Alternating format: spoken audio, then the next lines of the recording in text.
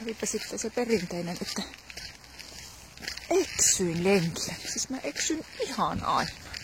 Olevinaan lähdin tosta vaarilta niitä ihan 10 minuutin matkan. Ja mä näitä mäkiä juokseen ja sit lähdin siitä pois, että okei, tosta mennään alas ja käännyn tonne, niin se onkin. Ja hei, tuollahan tuttuja taloja. Ihan oli jossain Hornan perseessä. En tiennyt niinku yhtään. Google Mapsi kierrättää jostain aivan, se niinku lähti väärään suuntaan. Täällä sataa vettä, hirveä nälkä ja kohta tulee muuten kissakin housuun. Hävetti soittaa miehelle. Hei, mä oon nyt tässä takapihalla jossain. Mä en tiedä missä. Mä oon vähän eksyksissä taas. Mulle ei ole oikein suuntavaihtoa. Niin.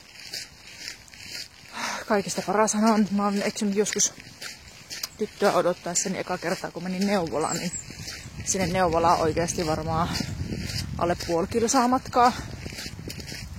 Tiesin missä se on. Eksyin.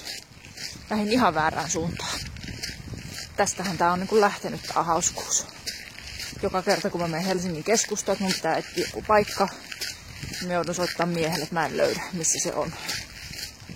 Tähän kun vielä tuntee ton keskusta aika hyvin, niin se on tommonen mun oma pikku navigaattori. Siellä mun kepsi huutaa nyt, että olet ihan lähellä. No onhan mä nyt lähellä joo.